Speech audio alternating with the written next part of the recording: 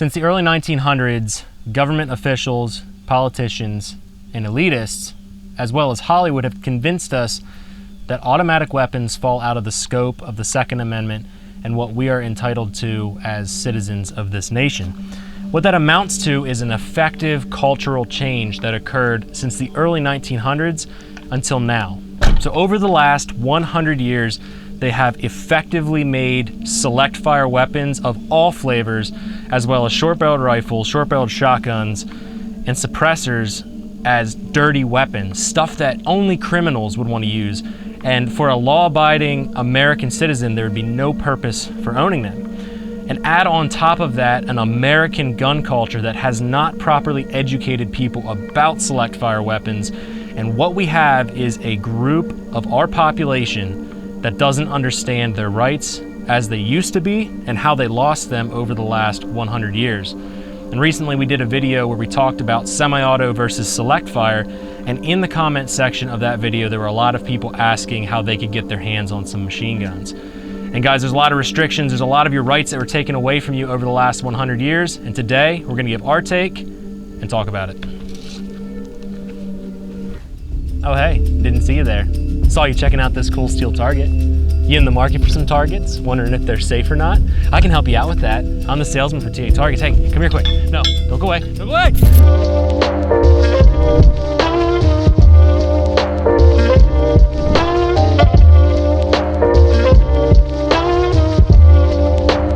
The rifle that I have in my hand right now that I am setting down on this table might look like any standard AR-15. And I would understand why you would say that looking at this video, looking at this rifle. You'd say, yeah, that's just a normal SBR, there's nothing special about it. And it looks very similar to my Geissele, my 10.3 pistol over here on its left. But the reality is this one here is select fire. This is a converted machine gun that we built off of an IWI Zion 15, a 12.5-inch pistol originally, and we built it into this select fire weapon. And recently we did a video up at our other range called Site B. My buddy Paul jumped in and helped me out with that video. And we wanted to explore select fire versus semi-auto and present a fun, entertaining video to you guys so that hopefully we can be educating you guys better on select fire weapons and what they are and what they aren't. The reality is there's a lot of media misinformation, and the government, elitists, politicians, and Hollywood have effectively convinced the population that a gun like this, simply because it is fully automatic, is some evil, dastardly, dirty weapon. And just a little side tangent, as I got into AR-15s and I started shooting for real, I started taking it more seriously. At some point in my journey, I really started looking into things like machine guns. And what really kicked that off for me was when I built my first short-barreled rifle, and that was a 7.5-inch 300 blackout. So that was the first time that I interacted with the National Firearms Act, or the NFA, as we call it in the gun industry. And at that point, that's when I went down the rabbit hole of, okay, so this SBR is really cool, but I see different things on this forum and I hear people talking about machine guns, and I just want to know what it takes to own a machine gun. And that journey took me down a rabbit hole that was honestly very depressing and disturbing for me as a person who believes in, unapologetically believes, I should say, in the right for people to own all firearms. And it was really kind of devastating to me as I realized that owning a machine gun like this as a citizen is virtually impossible. And we're going to dive into that a little bit today. So we're going to talk about the National Firearms Act, and that's something that pretty much all of you probably already know about. But you can't talk about the National Firearms Act without going back to the 20s and early 1900s and talking about prohibition and what kind of led up to that cultural change to where the NFA was even able to be enacted. And guys, the 20s were a very complex time. There was a boom going on. They called it the Roaring 20s, and there were major cultural shifts happening. And this history lesson would be 10 hours long if I tried to cover 100 years worth of history in this one video. So I'm going to give you the Cliff Notes version. But there was a push to make alcohol illegal. And you might be saying, why would you be talking about prohibition when we're talking about machine guns? And the reality is the government's push to make alcohol illegal is what created the nest of organized crime and allowed it to thrive in the black market of speakeasies and illegal booze and moonshining and alcohol manufacturing, and that's what ultimately led to the violence that you saw in cities with gangs and gangsters mowing each other down with all sorts of firearms. And it wasn't just machine guns, it wasn't just short guns, but the media and politicians really focused in on those dirty guns, the ones that they said that there was no purpose for a normal citizen to own. So fast forward to 1933, we're ending prohibition because it obviously didn't work, and we'll talk about that at the end of the video, why prohibition didn't work. But shortly after that, the response to the spike in crime and the shootings and all of the violence that was occurring because of prohibition was to enact what's called the National Firearms Act, and that happened in 1934. And if you step back and you really start to look at this, and this is my objective with this video, is to just get you guys to think, to start questioning stuff. Look back at history and say, why did they do that?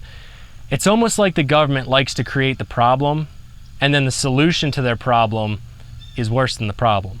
And ultimately, in my opinion, when I look at prohibition, I see the negative impact of that.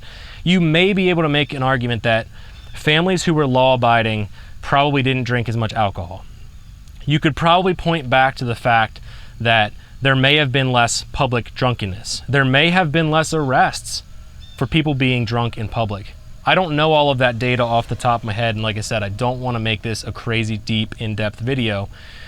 But the reality is it did create a place for organized crime to take place in a way that it hadn't before, and it created a booming black market that enabled gangsters to run around with guns, mowing people down and inflicting violence on the people.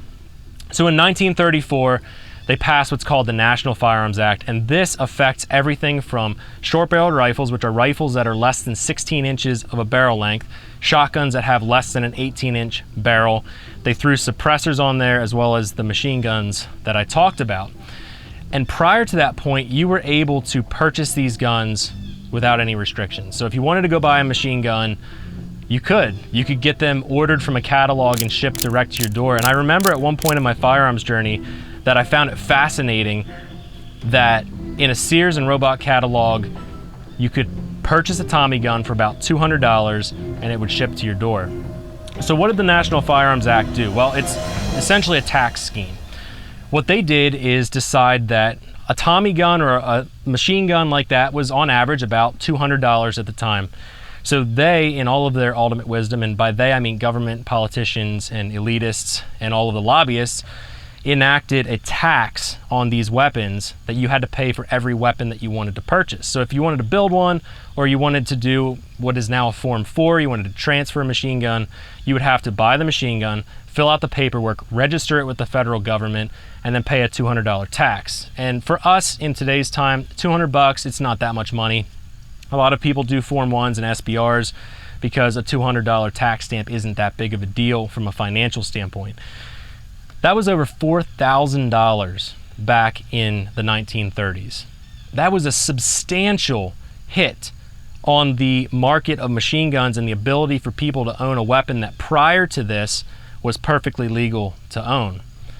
And so that was a crippling effect on that. And to be honest, if you look back in history, largely the NFA was ignored for a period of time. People didn't register the guns that they already had, and you can still find weapons like that. Technically they're illegal, and there's a whole process around that for guns that were manufactured prior to 1986. We'll get into that. But for the most part, initially, people didn't listen. But as we kept going forward through the 60s, that's when things really started to take a turn for the worse. And eventually, I do plan to do a video specifically on the NRA in this particular period of time, because there was a major attribute that they actually contributed to the ability to pass 68 Gun Control Act and the Hughes Amendment in 86, even the NFA in 1934. But that's a video that I think if we get into that, we're going to dive way deep down the rabbit hole, and I think that that's a different video for a different time. So what happened after the National Firearms Act? Well, after the NFA was enacted, you could still manufacture new machine guns. So that's pretty cool. If it was 1936 right now, you would file your tax stamp for a new machine gun, a build like this, which obviously these rifles didn't exist in this form at this time, but you would file a tax stamp, pay a $200 tax. You could build whatever machine gun you wanted. In '68, they passed the Gun Control Act, which further ratcheted down on some of the regulations of the NFA, added a host of other federal gun control actions to our thousands of already on the book gun laws, and made it even more complex. But the one that really irks me personally is back in 1986 with the Hughes Amendment. So the Hughes Amendment was passed, and what that did is what makes it effectively impossible for you guys to own machine guns. They effectively made it so that you could not manufacture something brand new. So if you have something newer than May 19th of 1986 and it's a machine gun, there's not a good route for you to go to be able to own that. So you might ask yourself, how do you guys have a machine gun here? Well, the reality is you can do what you want in your basement with very basic hand tools, and you could manufacture a machine gun. So this goes back to the can you or should you? And the reality is there are steep penalties to owning an unregistered machine gun.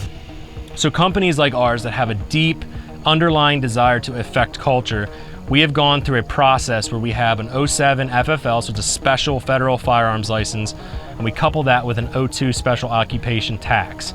So that's a tax that we pay every single year to be able to build guns like this so that we can freely talk about them in videos like this that end up sometimes getting hundreds of thousands of views that are no doubt seen by federal agents. And we can do this freely, responsibly, and do our part to effect change in the culture. But the reality is what the Hughes Amendment did was lock in a supply and demand gridlock on machine guns. And what I mean by that is we now know that there's no new machine guns happening after May 19th of 1986 that are legally transferable among normal citizens.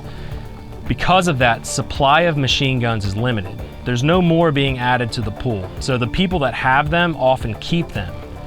And because of that, they sell at a premium. So if you said to me today, okay, cool, I got all this stuff, I don't necessarily believe with deregulating machine guns. I'm cool with going through a process.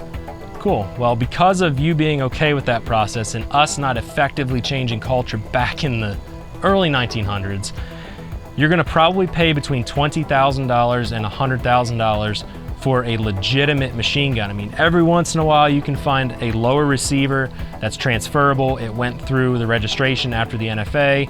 It was manufactured prior to May 19th, 1986. But that's rare, and that's very hard to come by, and even those go for a premium. So ultimately, guys, what's our mission here? Well, my mission is to educate you. My goal with this video is just to tell you a brief history about machine guns and what they are and what they aren't, so that you guys start thinking critically. That's what I think that our culture needs more than anything. When you hear a politician or a government official or the media or even Hollywood depicting things in an incorrect way, it has an impact on the culture. And largely, the only influence that we've had with machine guns is when you go to some festival or machine gun shoot or something and there's just people mag dumping everywhere, and that doesn't depict the proper use of machine guns. And in my opinion, in some ways, yes, it gets people excited about machine guns, but they get their quick high where they dump a mag or they dump a belt downrange and they move on with life. It doesn't get people critically thinking. Our goal here is to make you question everything. And if we can get enough people questioning this stuff and we can proliferate modern arms into the populace, we can stop things like the NFA before they happen, because we've saturated the culture with this belief that guns like this are our natural right to own and nobody can take that away from us. And that's my position. So guys, as we're talking about this topic, you're gonna see us talking about machine guns like this a lot more in the near future. And the reality is, if you came to me today and said, I wanna build a machine gun like this, for you, if you're an average person with an average income, it's going to be nearly impossible. And honestly, guys, that's something I'm just not okay with.